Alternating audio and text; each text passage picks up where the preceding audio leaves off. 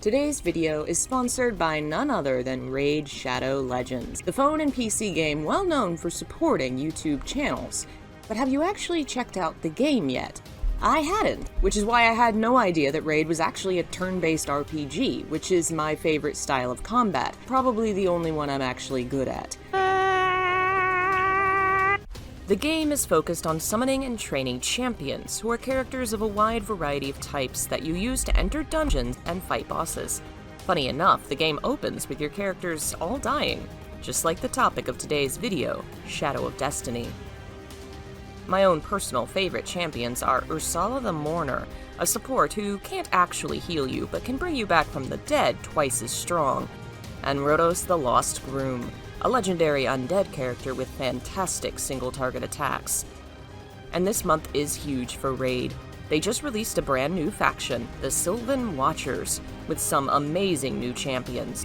Forest Elves, Ents, Druids, Fae, they're all here and I can't wait to summon them all to play with. If that's not enough, Raid's got a full lineup of events, along with a new season of the Forge Pass, where you can get your hands on some of the most powerful gear the game has ever seen. Also, if you're an Amazon Prime member, you can get your exclusive rewards in Raid right now. New players can use my link or scan the QR code to receive a free starter pack worth almost $30. You'll find your rewards here in the inbox for the next 30 days only. Use the QR code or the links below to download the game yourself and play for free on your mobile phone or PC. Thank you to Raid Shadow Legends for supporting the channel, and to all of you for watching and checking out our sponsor.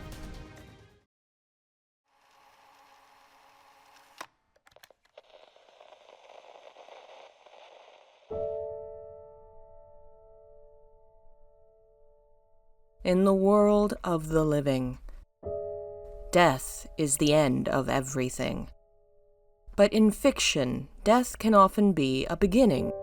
And in video games, death rarely has the staying power it does in real life. Characters die in gameplay and are revived with basic items. For decades, death in games has been merely a mechanic, rather than a realistic reflection of what the word really means. How do you explore death in video games? How do you balance realism against the natural revulsion we all have at the idea of our own end? And how do you turn that into a game mechanic? These were questions which fascinated a young game artist, writer, and designer, who would go on to explore these themes in her first directorial work, Shadow of Destiny. Kawano Junko is one of Japan's only female game directors and producers, and back in 1999 she worked at Konami Computer Entertainment Tokyo, or KSET, as the company's only female game director and producer. She had ideas about what she wanted to create, the kind of vision she wanted to pursue, which put her at odds with the traditions and staples of games at the time. But the story begins far, far earlier, in a small town called Beppu, in Kyushu, Japan.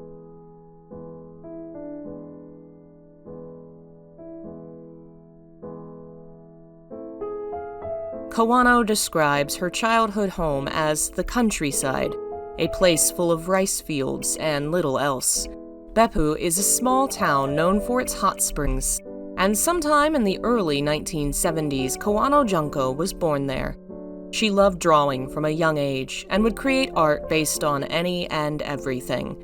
She copied cartoons and manga she liked. She painted with oil paints and watercolors. Painting appealed to her. The one-shot deal of being unable to erase your mistakes and having to work in layers challenged her. Her grades in school were fine, but art was truly her greatest skill, so she decided to study design during her college years. Most of her classmates would go on to work in manufacturing or advertising, but she felt there had to be something else, something different, waiting for her. At the time, she was a big fan of video games. She had a Super Nintendo, and she loved Mario, Castlevania, Final Fantasy, and she played a lot of RPGs. Stories appealed to her the most, and the RPG genre focused on storytelling more than most genres at the time. It occurred to her that games were developing rapidly, and the idea that one day there would be a game capable of reflecting art more realistically, that she might be able to draw a character who would appear exactly as she'd drawn them on the game's screen, fascinated her. She knew what she wanted to do. She entered the field of video games at a time when women in the field were rare in Japan. One more major event would occur during her school years, a moment that would linger in her memory: the discovery of a book.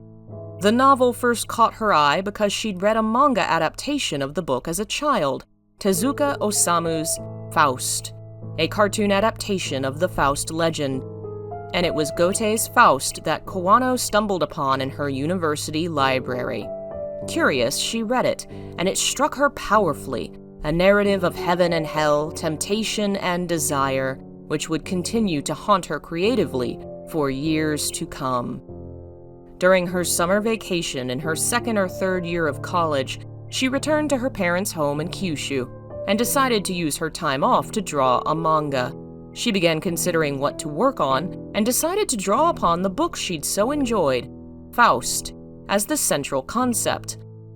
The story was caught in her heart.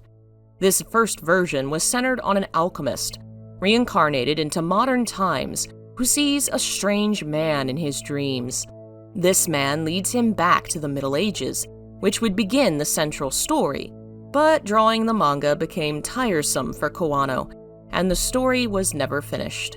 For some time, she considered that summer vacation as wasted. It would be years before she realized that in fact, it might have been meaningful after all. The story she'd begun weaving from the Faust concept would not be forgotten. After graduating, she was hired by Konami in 1993, alongside another new hire named Maruyama Yoshitaka. The two of them were assigned to a project together, developing an RPG for an internal Konami console that was still being developed. Unfortunately, the project would be scrapped once Konami heard about Sony's PlayStation, and the Konami console itself was cancelled. Still, Kawano and Maruyama were kept on the same team and given the choice to work on another project. They decided to start another RPG since they'd already been in the mindset for that style of game. But they started their project almost entirely from scratch, developing new ideas and gameplay styles for what would become a PS1 game and the beginning of a major JRPG series, Suikoden. The idea was to create a game with a large playable cast as its major feature. During their pitch meeting, Maruyama described the project as being like Water Margin, a Chinese classic with a large cast, and the higher-ups enjoyed the comparison. It stuck. The game became Suikoden, the Japanese term for the work, loosely inspired by the story and world of Water Margin. Kawano would play a large role in the series' development from the beginning. For the first title, she was the primary character designer, an important task for a game so heavily focused on having a large, diverse cast of characters. She would also draw the main designs for the game and its maps. But while she would return to the Suikoden series in the years to come, she would not work on 2 or 3. Instead, she became a game planner and writer on Twin-Bee RPG and Diver's Dream.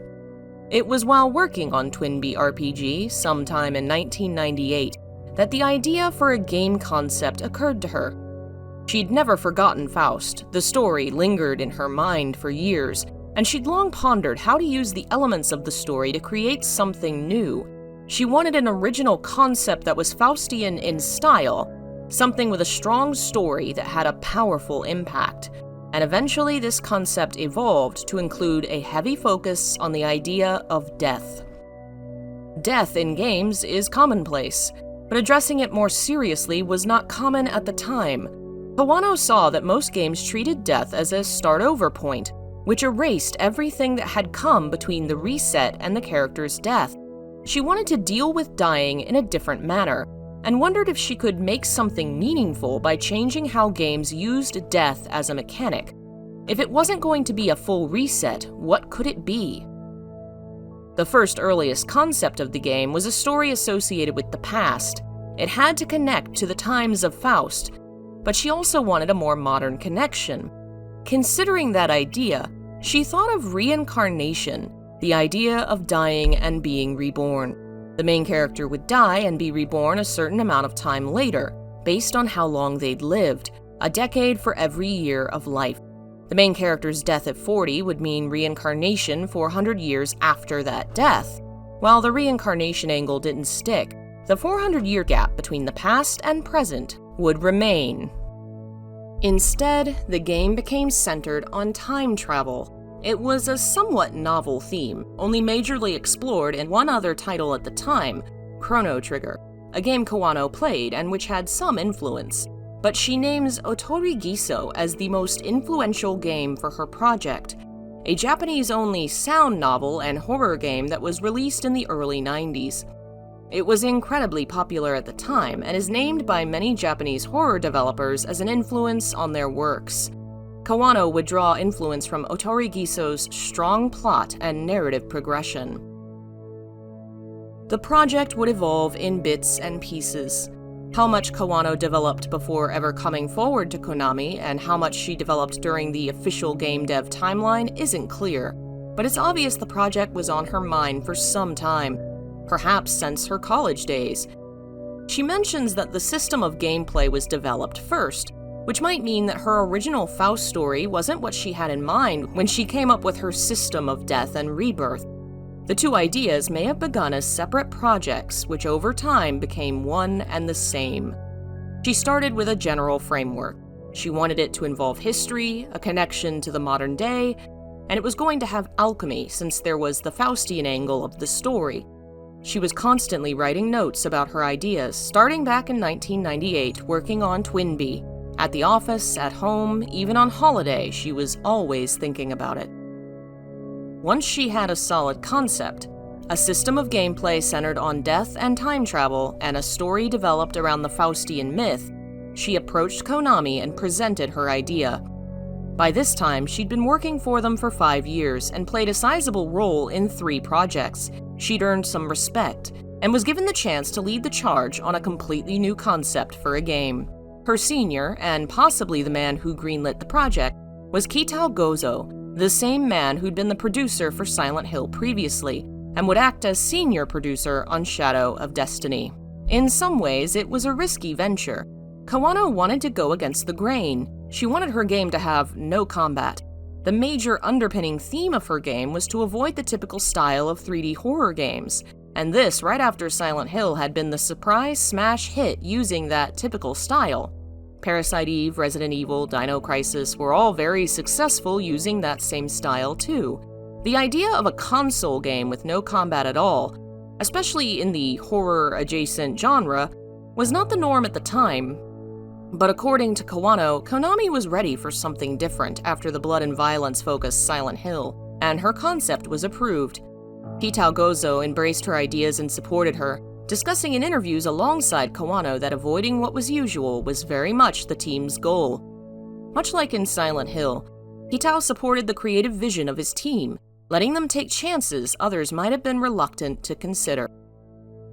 However, the early days of the project were very much centered on Kawano. She says the team was a group of 6 to start with, and that team would remain small through at least part of 1999 as Kawano continued playing with ideas and developing a gameplay concept on the PS1. Most of the game's beginnings would be in her hands. Not only was she directing, but she would be the writer, planner, producer, character designer, and modeler, meaning much of the early concepts would be from her.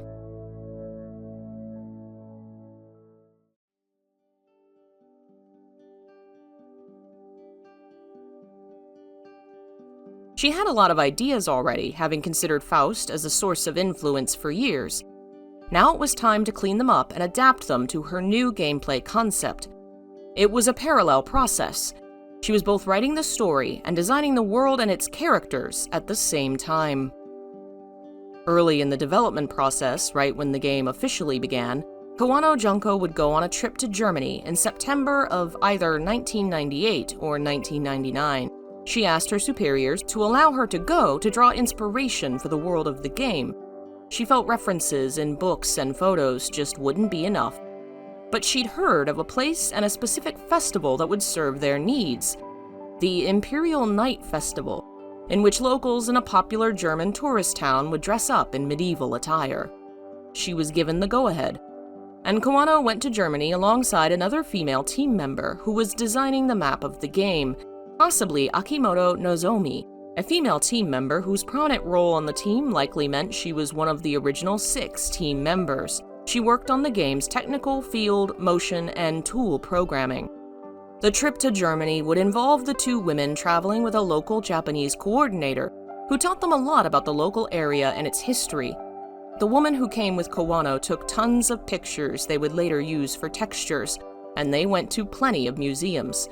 Paintings were a major focus since there were no photos of the medieval era, though they did get to see people in costume at the festival, and they would use them as references for the game.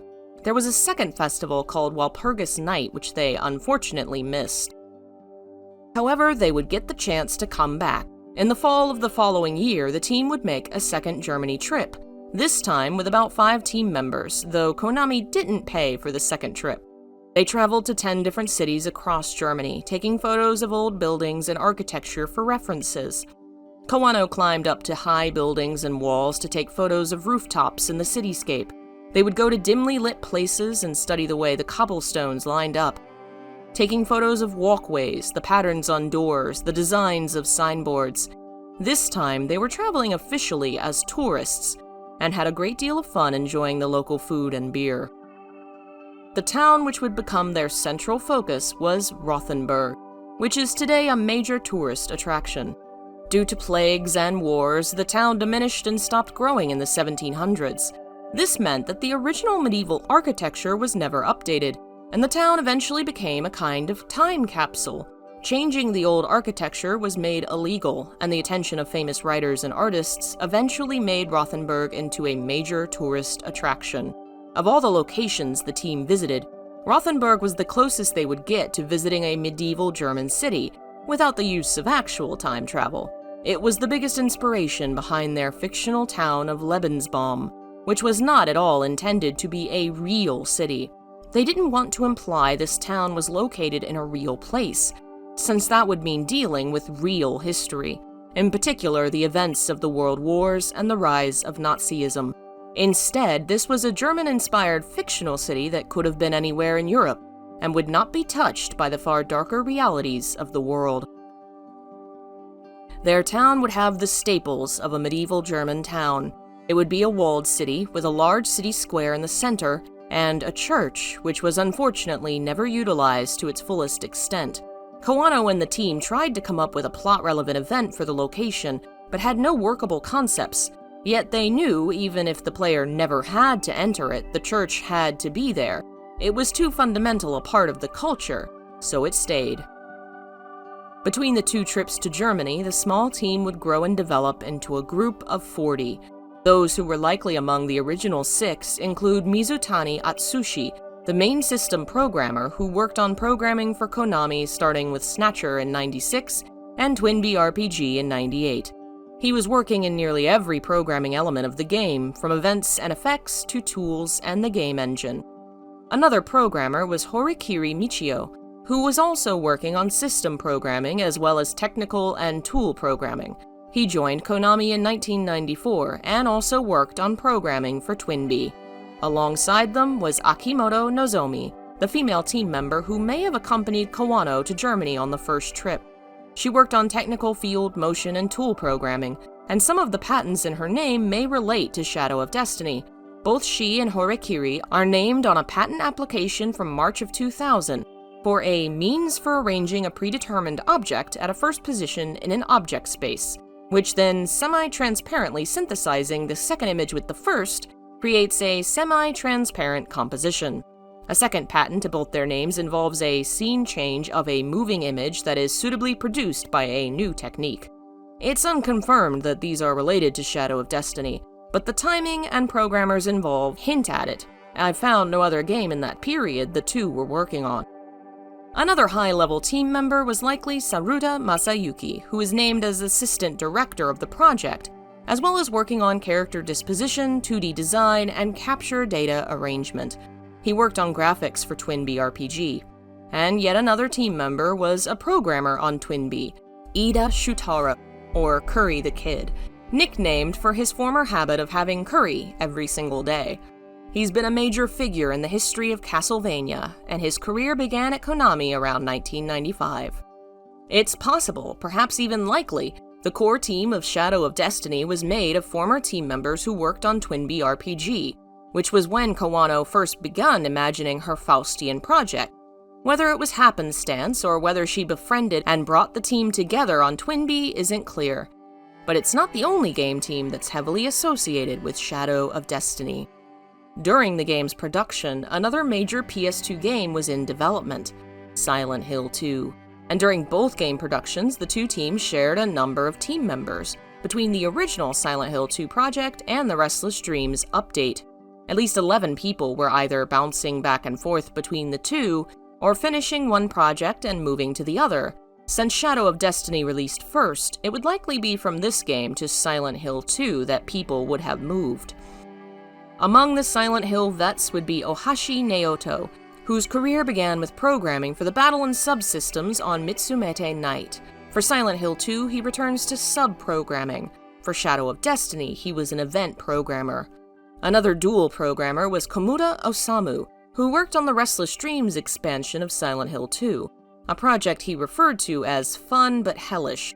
It seems Shadow of Destiny might have been his first game project. At the least, it's the first he's known for in English.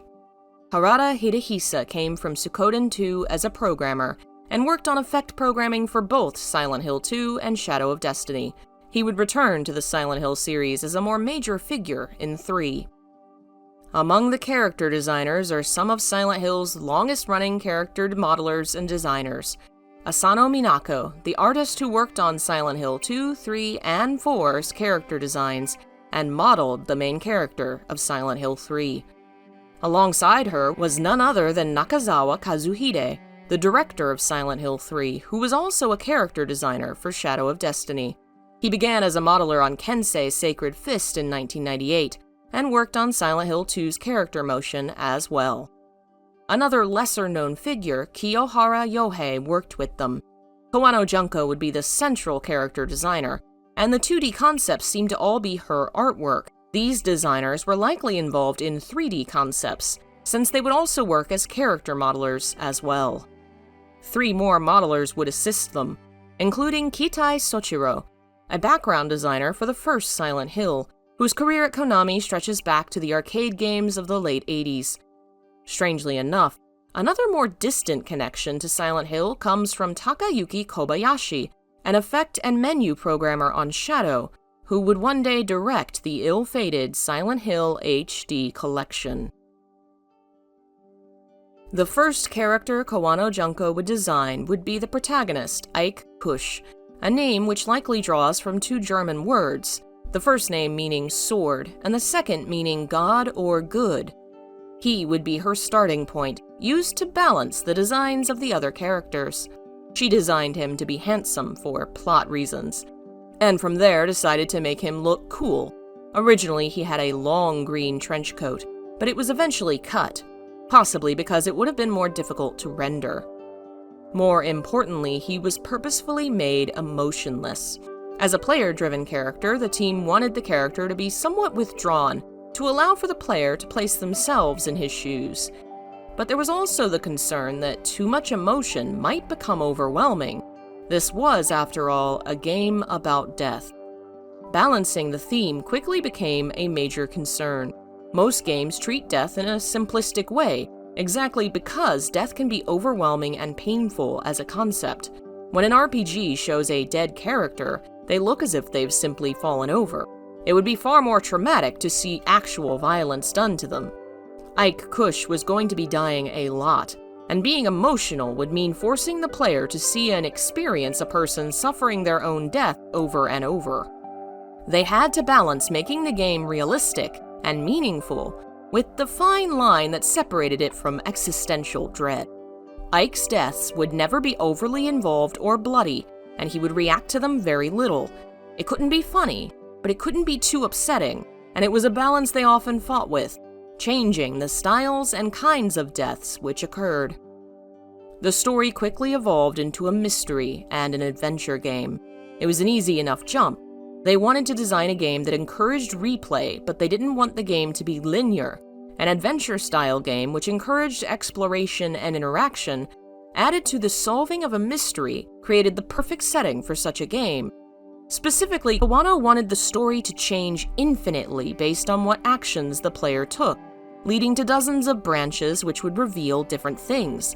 She developed a scenario that could be seen as complete no matter how you played it, but also rewarded multiple playthroughs by revealing more of the story, explaining its complexities. Once again, it was a balance between making sure there was more to see, while also having a singular playthrough campaign feel finished.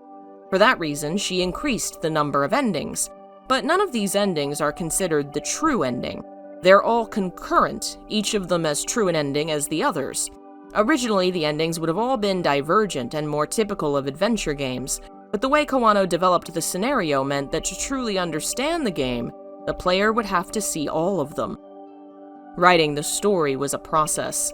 The scenario was written in about half a year, with the introduction and the endings added on afterward, when the overall picture was clear. But revisions would take a great deal of time. Every little change had echoes that could change other elements of the story, in the same way that Ike's actions in-game could change what happened throughout time. The process of revising and correcting the story would take longer than actually writing it. Careful attention was paid to the dialogue. Kawano focused on trying to make it witty at times, to keep the game lighthearted, even when dealing with heavy themes. The comedy often happened naturally, to the point that Kawano had to remind herself she was supposed to be writing suspense. The character of Oleg was a favorite, and the spaghetti scene came very naturally and was easy to write. Her personal favorite scene was the riddle that involved avoiding the trap in which Ike is pushed out of a tower. It resembled a riddle out of an old-school adventure game.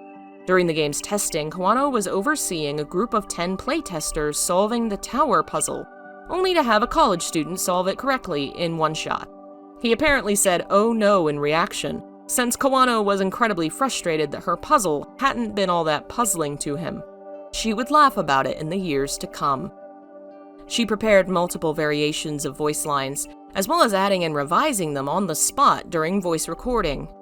The homunculus was given very special attention in this manner, and his voice actor would be the most famous of the whole cast, most of whom are not well known or have since disappeared from the gaming industry. Homunculus would be voiced by Charles Martinet, his last voice acting role before Nintendo hired him to play Mario.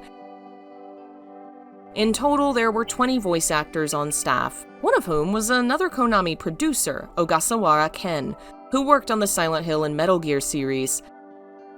There were a lot of cut sounds and unused dialogue, likely due to the many changes to the overall scenario, and the team was careful to be sure that characters who were related or who appeared across times always had the same voice actor. One of the game's central programming innovations related to the voice acting, specifically to multiple patents related to lip sync technology, including one which dramatically improves consonants that can't be recreated in conventional games, making the movement of characters' mouths as close to human as possible. It was a major development at the time and commented on in multiple game magazines, and it was the creation of Onishi Hidenori and Mizoguchi Toshiyuki, who are not only the names that appear on the patents, but are specifically named in the game's credits as the creators of the lip sync tool. Of the two, Onishi seems to have been the most involved. At least 10 patents related to this technology appear in his name over time. He worked on sound for Konami games starting in 2001, with a special thanks on Silent Hill 2 and 4, and a more direct role working on the sound of Silent Hill 3, Castlevania Aria of Sorrow, and the Sword of Etheria. Of course, a game isn't complete without a soundtrack, and that would be the work of a team of 3, including Miura Norikazu, a musician who'd been working in games since 1992 and was hired by Konami in 1997. He worked on the soundtracks of Kensei, Gradius Gaiden, Pro Evolution Soccer, and the Silent Scope series. For Shadow of Destiny, his goal was to create an unobtrusive mood-setting score, which was a major change considering the action theme of his previous games. The acoustic background music was meant to complement the setting, while the score created a sense of mystery and anguish. Time passed, and more characters took shape. The second design to be finished would be the homunculus, the mysterious benefactor of Ike and the pivotal figure of the game. He's a character that was drawn to be a youthful beauty who was mischievous, most heavily influenced by the Mephistopheles of the Faustian story. He and most of the rest of the central cast of characters would share their names and roles with figures from Goethe's Faust. There's Wagner, the assistant to Faust in the original story, who works alongside him toward his devilish goals.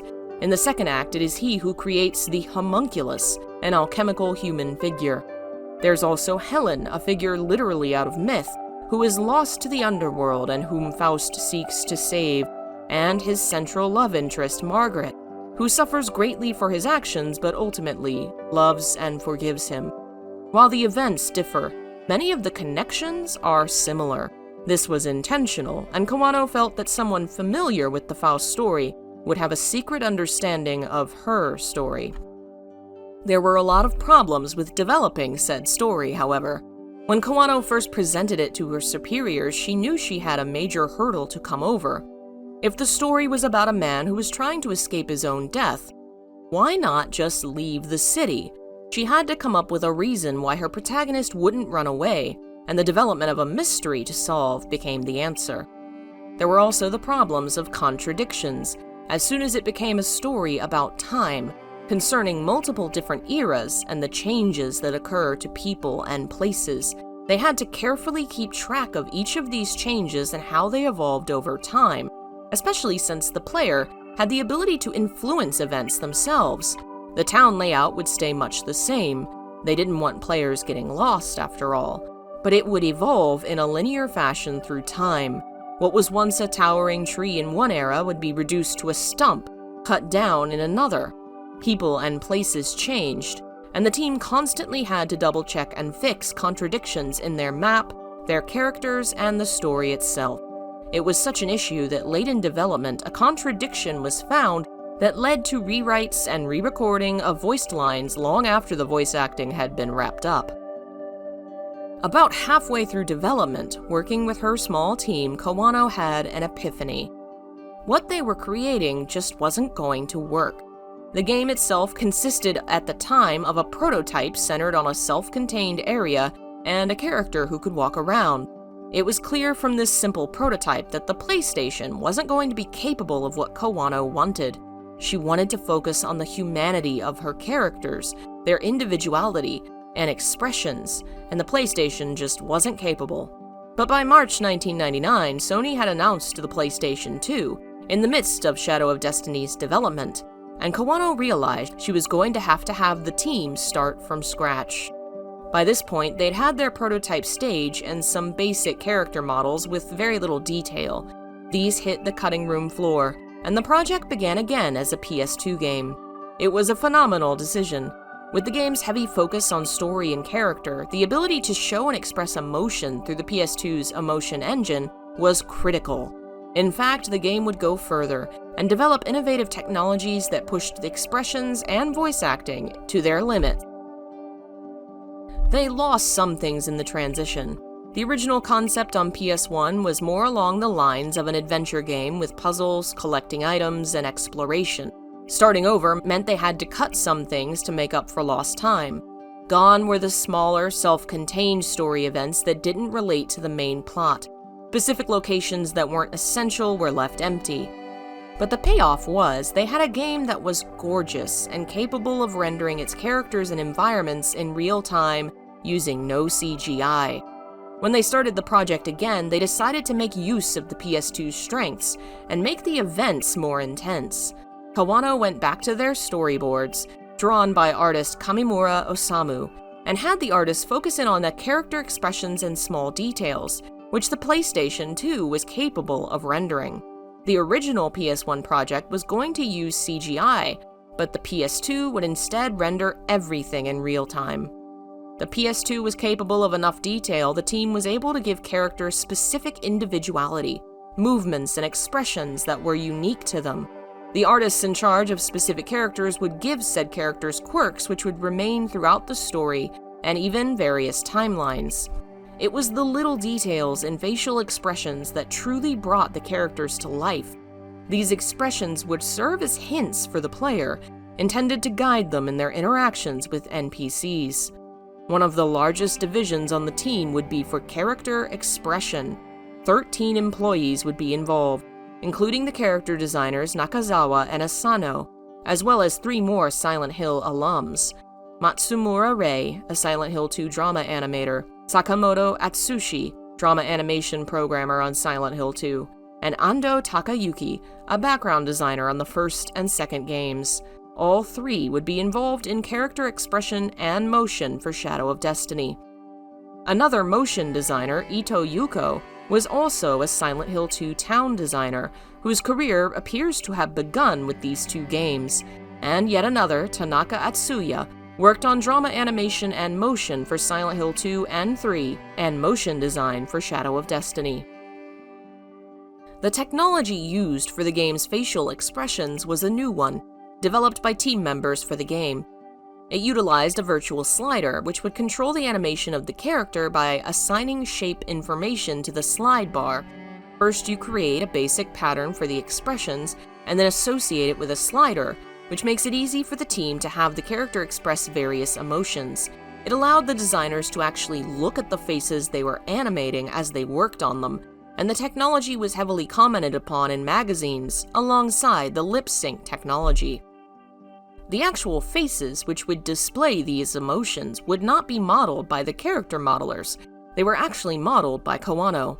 How many of them she created is uncertain, but at the very least, the prominent main characters' faces were modeled by the director, who had very specific specifications as to how she wanted the characters to look. She'd started learning how to model while working on Twinbee RPG, and decided the faces of her characters were essential enough for her to model them herself. It was another careful game of balance. She wanted to have the faces be somewhat surreal, balancing an element of realism with the cartoonish and unrealistic. The proportions of the characters and their facial features, their animated style of expression and movement, drew somewhat from her manga background. It stood out in the realistic historical setting, and many on the team questioned the choice. Kawano herself later wondered if it was the right decision, but it created an incredibly unique and immediately recognizable style that belongs only to Shadow of Destiny. They used motion capture for their characters, going to the same studio Konami would use for the later Silent Hill games, Link Digiworks. There were 4 main models: Tokuyama Yasuhiko, Marukami Akira, Kori Imi, and Takahashi Yuko. These 4 played all the various roles they needed, even children. The models for them would be shrunk for younger characters. They had no costumes. Instead, they used props, such as wrapping a piece of cloth around their waist to resemble a dress, or attaching fringe to the actor's head to represent Ike's bangs. These motion capture actors only performed as the people, however. The animals were done by hand. The most prominent of these were the cats, who feature as a major plot point of the game. Kawano loves cats, and so does assistant director Saruda. His Twitter account is full of pictures of his cat children. But during that time, Kawano had no cats of her own, as she lived in an apartment that didn't allow them. There was a local street cat, however, who visited her every morning, which she took care of. She recorded footage of this stray cat and brought it in to her team of animators, telling them to use her footage as references for their in-game cats. When it came to their voices, it would actually be Kawano herself voicing them. The voice acting was done in America, and Kawano happened to be there that day, working with a voice director who was giving instructions in English. She had no idea what he was saying, so she just started meowing her head off, while glancing at the man as if to ask, "Is it okay?" Apparently it was. Her voice was used for the cats in the game. She wanted more of the cats, in fact. Specifically, an animation of Ike carrying a cat inside his jacket, who would poke his head out. The animators begged her not to add it to their workload, so she gave it up. There was a dog in the game too, a black shaggy dog that was meant to creep out the player. But while the cats were done with references and careful instructions, for the dog, Kawano simply said, just use a dog. There was a lot of cut content. There was going to be rain that splashed upon the character, but the processing power was better used elsewhere. There was going to be a tower in the center of town instead of the tree, which was meant to crush Ike in one death scene. There would be a sewer level, but it added too much to the town, and that meant Kawano's desire for a drowning death was unfulfilled. Slimming the game down also meant cutting the number of characters and reducing the use of more artistic camera angles, which Kawano really regretted. She wanted to make the town much fuller and more lively, but there simply wasn't enough time. There'd even been a side event involving a character who appeared dead but was capable of being saved, which was also cut, and an additional period of time to travel to, between 1902 and 1980, which was never finished. She also wanted to include a mission and a fully explorable basement in the alchemist's house, to add more dramatic scenes, particularly in the church, as well as expanding the overall story of Ike. There are even fully recorded endings to the game which were never added, implying they were cut very late in the project. The dialogue in these scenes implies a plan to include more variation in the endings and the way that fate plays out for specific characters, which they likely couldn't finish implementing. Time just wasn't on their side. The characters who made it into the game were typically part of a family tree, who would appear across the times Ike traveled in. These characters would all look exactly the same, to make it easier for players to understand who was related to who. The changing colors of the time zones was also to help players navigate. It associated certain times with certain colors, helping players keep track of when and where they were. This was a late addition to the game, which disappointed some of the artists who'd already fully colored their environments.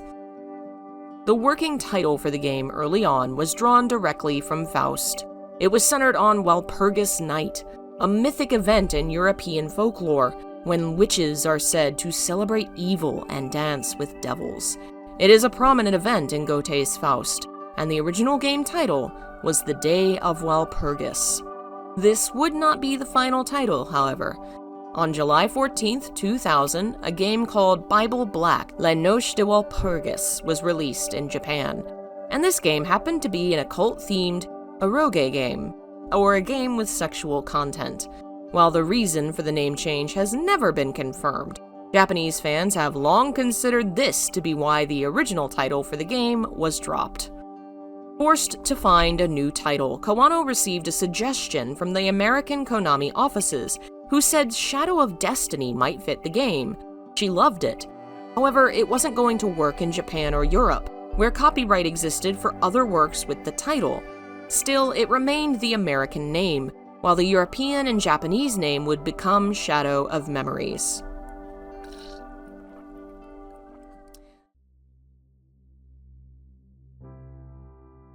The game would appear at both the spring and autumn Tokyo Game Shows in 2000. At the first, it was still Walpurgis. At the second, it had changed names.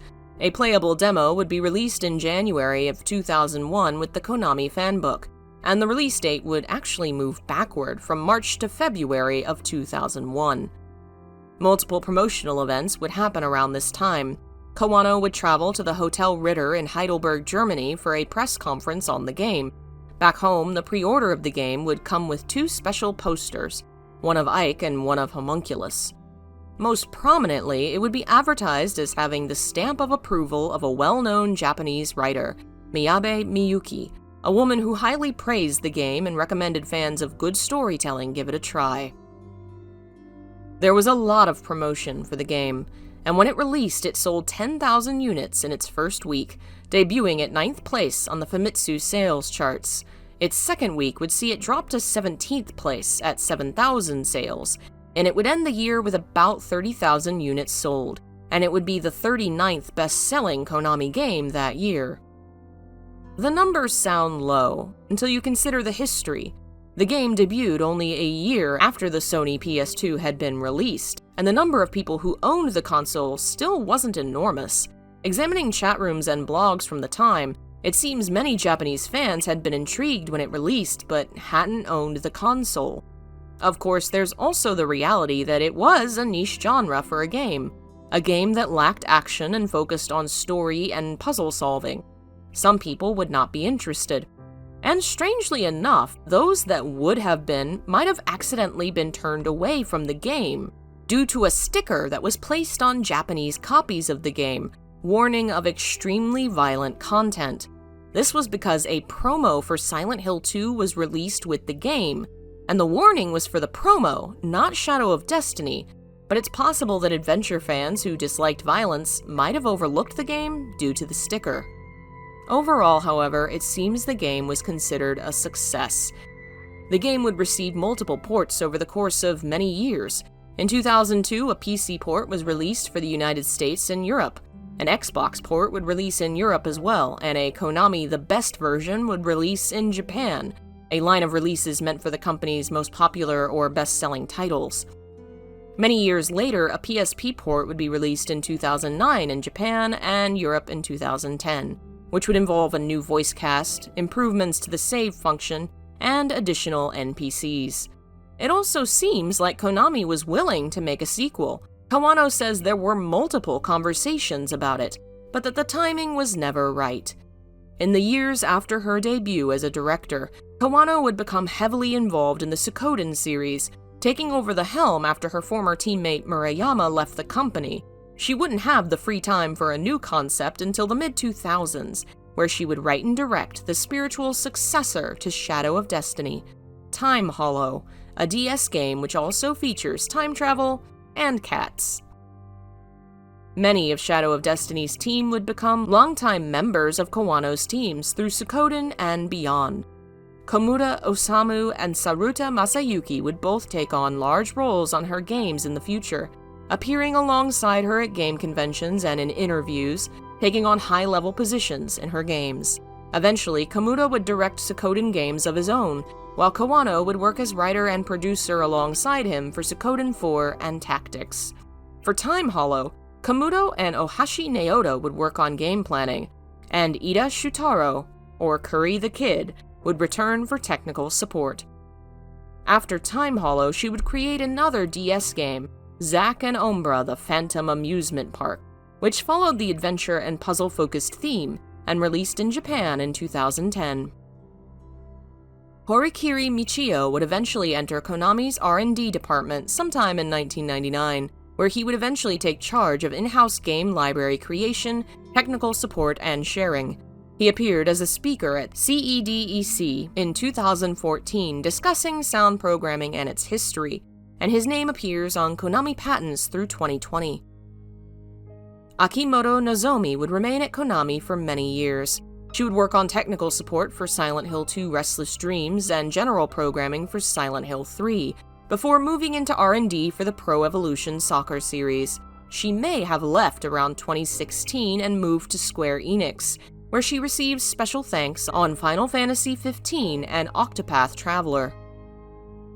Ida Shutaro would eventually leave Konami as well, after many years working as a high-level programmer on Metal Gear Solid and Castlevania.